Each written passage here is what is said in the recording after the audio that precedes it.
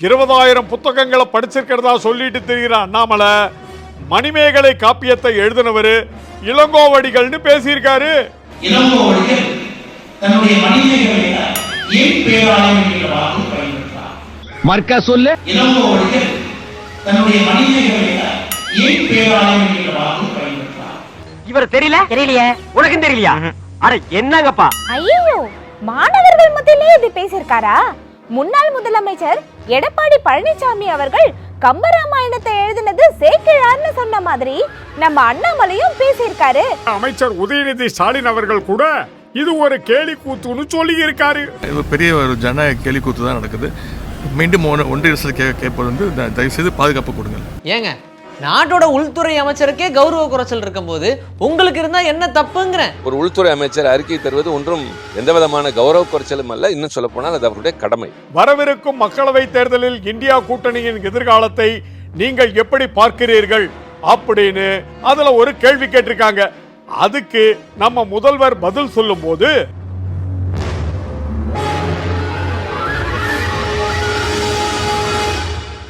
இந்த நாடாளுமன்ற சம்பவத்துக்கு காரணம் காங்கிரஸ் கட்சி தான் சொல்லி பாஜகவோட ஐடி விங் ஒரு பொய் பிரச்சாரத்தை நடத்திக்கிட்டு இருக்குன்னு குற்றச்சாட்டு எழுந்திருக்கு. இந்த புகார் மணியில் பார்த்தீர்கள் என்று சொன்னால் நாங்கள் குறிப்பிட்டுள்ளது இதோ பாருங்கள், பாரதிய ஜனதாவினுடைய வலைதளம்.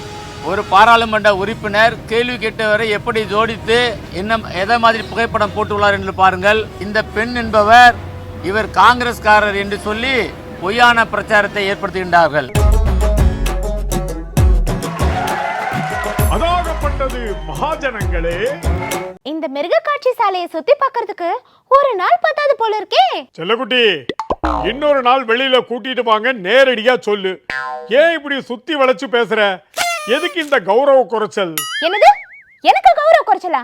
ஏங்க, நாட்டோட உள்துறை அமைச்சருக்கே கௌரவ குறைச்சல் இருக்கும் போது உங்களுக்கு இருந்தா என்ன தப்புங்கிறேன். அதுக்கு எதுக்கு இப்படி கோவப்படுறீங்க? தம்பி, இவகிட்ட பாலிடிக்ஸ் பேசுறியா? உள்துறை அமைச்சர் அமித்ஷாவுக்கு என்ன கௌரவ குறைச்சல்? எதுக்கு நீ அப்படி சொல்ற? நாடாளுமன்றத்துல வண்ணப்புகை வீசப்பட்ட சம்பவம் தான் இப்ப நாடு முழுக்க பரபரப்பா பேசப்பட்டுக்கிட்டு இருக்கே. ஹலோ பிரதர், நாடு முழுக்க மட்டும் இல்ல, உலகம் முழுக்க பேசிட்டு இருக்காங்க. ஆனா உள்துறை அமைச்சர் அமித்ஷா மட்டும் நாடாளுமன்றத்துக்கு வந்து விளக்கமா பேசவே மாட்டேங்கிறாரு. அதானே சொல்ல வரீங்க? அட ஆமா மேடம், கற்பூர மாதிரி கப்புன்னு பிடிச்சிட்டீங்களே. நாடாளுமன்றத்துல அமித்ஷா அவர்கள் விளக்கம் கொடுக்க வேண்டும் அப்படின்னு எதிர்க்கட்சி எம்பிகள் வலியுறுத்தி முழக்கமிட்டாங்க. இதுல காங்கிரஸ், திமுக உள்ளிட்ட 14 எம்பிக்கள் பணியிடை நீக்கம் செய்யப்பட்டிருக்காங்க. ஆனா அவைக்குள்ள குதிச்சு வண்ணப்புகையை வீசினவங்களுக்கு பரிந்துரை கடிதம் கொடுத்த பாஜக எம்பி மட்டும் ஜாலியா இருக்காரு. ஆமா தம்பி, இதுவே வேற கட்சி எம்பி ஆகியிருந்தா கைது நடவடிக்கை வரைக்கும் போயிருப்பாங்க, இல்லைனா சஸ்பெண்ட் பண்ணியிருப்பாங்க. தப்பு பண்றவங்க பாஜகவில் இருக்கிறதே ஒரு கெத்து தான் போல. ஆனா அமித்ஷா அவர்கள் விளக்கம் கொடுக்கிற வரைக்கும் தொடர்ந்து போராடுவோம்னு எதிர்கட்சி எம்பிக்கள் சொல்லியிருக்காங்க.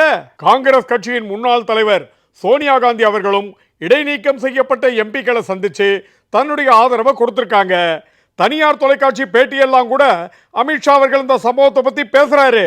ஆனா நாடாளுமன்றத்துக்கு உள்ள வந்து விளக்கம் கொடுக்க மட்டும் மாட்டாரு. நீங்க சொன்ன மாதிரி அவருக்கு கௌரவ குறைச்சலா இருக்கும் போல. சார், இதை நான் சொல்லல, திமுக நாடாளுமன்ற உறுப்பினர் திருச்சி சிவா அவர்கள் தான் சொல்லியிருக்காரு. நாடாளுமன்ற கூட்டத்தொடர் நடைபெறுகிற போது அதிலே வந்து நடந்தது என்ன நடவடிக்கைகள் எடுக்கப்பட்டிருக்கின்றன என்று ஒரு உள்துறை அமைச்சர் அறிக்கை தருவது ஒன்றும் எந்த விதமான கௌரவ குறைச்சலும் அல்ல. இன்னும் சொல்ல போனால் அது அவருடைய கடமை. எங்கோ வெளியிலே போய் பொது இடத்திலே ஒரு கருத்தை, அறிக்கையை அவர் சொல்கிறவர் ஏன் நாடாளுமன்றத்திற்கு வந்து சொல்லக்கூடாது என்பது எங்களுடைய கோரிக்கை. கரெக்டா தான் சொல்லியிருக்காரு.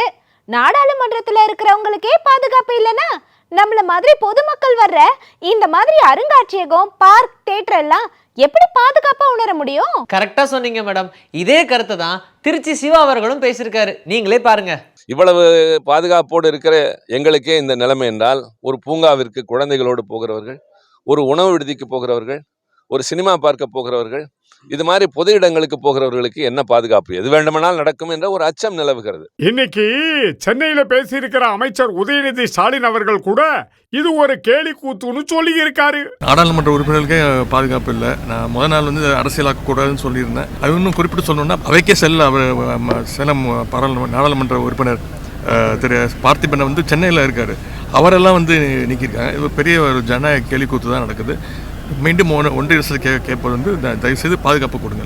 இன்னொரு பக்கம் வேறு ஒரு கேலி கூத்து நடக்குது. இந்த நாடாளுமன்ற சம்பவத்துக்கு காரணம் காங்கிரஸ் கட்சி தான் சொல்லி பாஜகவோட ஐடி விங் ஒரு பொய் பிரச்சாரத்தை நடத்திக்கிட்டு இருக்குன்னு குற்றச்சாட்டு எழுந்திருக்கு. காங்கிரஸ் கட்சி சார்பா டிஜிபி அலுவலகத்துல புகார் கொடுத்திருக்காங்க. இந்த புகார் மனுவில் பார்த்தீர்கள் என்று சொன்னால் நாங்கள் குறிப்பிட்டுள்ளது இதோ பாருங்கள், பாரதிய ஜனதாவினுடைய வலைதளம்.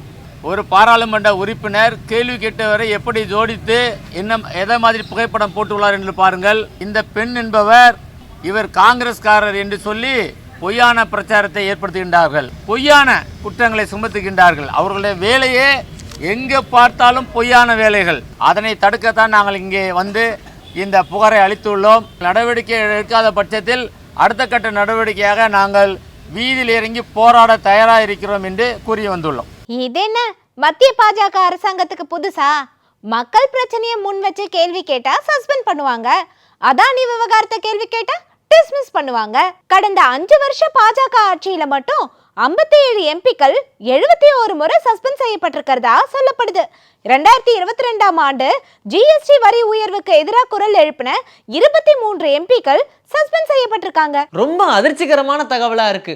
3 மாநிலங்கள்ல ஜெயிச்சதுக்கு அப்புறமா நாடாளுமன்றத்திலயும் நாங்க தான் ஜெயிக்க போறோம் அப்படின்னு அதிகார சிரிப்பா சிரிக்குது பாஜக.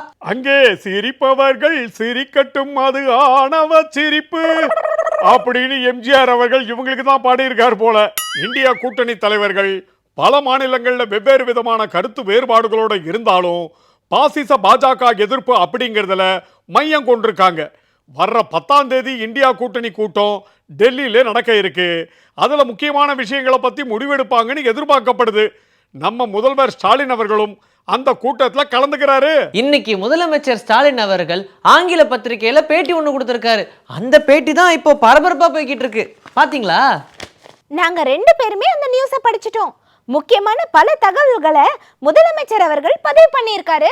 ஆமா தம்பி, அண்மையில வெளியான இந்தி பேசும் மாநிலங்களின் சட்டப்பேரவை தேர்தல் முடிவுகள் பாஜகவின் சக்தியை தடுப்பதற்கு இல்லை என்பதை உணர்த்துவதாக இருக்கிறது. இந்த சூழலில் வரவிருக்கும் மக்களவை தேர்தலில் இந்தியா கூட்டணியின் எதிர்காலத்தை நீங்கள் எப்படி பார்க்கிறீர்கள் அப்படின்னு அதுல ஒரு கேள்வி கேட்டிருக்காங்க. அதுக்கு நம்ம முதல்வர் பதில் சொல்லும் போது, சட்டப்பேரவை தேர்தல் முடிவுகள் மக்களவை தேர்தலின் மீது தாக்கத்தை செலுத்தாது. சட்டப்பேரவை தேர்தல்கள் மாநிலங்களின் பிரச்சனைகளை முன்னிறுத்தி எதிர்கொள்ளப்படுகின்றன. ராஜஸ்தானில் பாஜக வென்றிருந்தாலும் கூட வாக்கு வித்தியாசத்தை பார்த்தால் காங்கிரஸை விட வெறும் 10 லட்சம் வாக்குகளே பாஜக அதிகம் பெற்றுள்ளது. சத்தீஸ்கரில் பாஜக 6 லட்சம் வாக்குகள் மட்டுமே அதிகமாக பெற்றுள்ளது. மத்திய பிரதேசத்தில் மட்டுமே 35 லட்சம் வாக்குகள் அதிகமாக பெற்றுள்ளது. இதிலிருந்து பாஜக எதிர்ப்பு வாக்குகளை மடைமாற்றி இருந்தால் நிச்சயமாக பாஜக வெற்றி பெற்றிருக்காது அப்படின்னு சொல்லியிருக்காரு. இந்தியா கூட்டணியானது மக்களவை தேர்தலின் போது பாஜக எதிர்ப்பு வாக்குகளை ஒருங்கிணைக்கும், அதன் மூலம் எளிதாக வெற்றியை சாத்தியப்படுத்தும். 3 மாநில தேர்தல் முடிவு எங்களுக்கும் ஒரு பாடம் அப்படின்னு கூட ஓப்பனா பேசியிருக்காரு. இந்த கருத்துக்கள் நிச்சயமா இந்தியா கூட்டணியில விவாதிக்கப்படும்னு தோணுது. அட கரெக்டா அப்படியே சொல்லிட்டீங்களே சார். ஆளுநரை பத்தி ஒரு கேள்வி கேட்டிருக்காங்க பாத்தீங்களா? ஆமாங்க, நீங்களும் ஆளுநரும் பேசி பிரச்சனைக்கு தீர்வு காணும்படி உச்சநீதிமன்றம் அறிவுறுத்தி இருக்கு. ஆளுநரும் உங்களை சந்திக்க அழைப்பு விடுத்திருக்காரு. இந்த சந்திப்பால நல்லது நடக்கும்னு நினைக்கிறீங்களான்னு கேட்டிருக்காங்க. அதுக்கு நம்ம முதலமைச்சர் சூப்பரா பதில் சொல்லியிருக்காரு. நான் நிறைய முறை ஆளுநரை சந்தித்து ஆலோசனைகள் நடத்தியிருக்கேன். நாங்க பல அரசு நிகழ்வுகளில் ஒன்னா கலந்துகிட்டு இருக்கோம். அப்பெல்லாம் அவர் என்கிட்ட நல்ல முறையில தான் பழகி இருக்காரு. இங்க சந்திப்பு பிரச்சனை இல்லை. ஆளுநர் தனது மனப்பான்மையை மாற்றி மாநில நலனுக்காக செயல்பட வேண்டும்.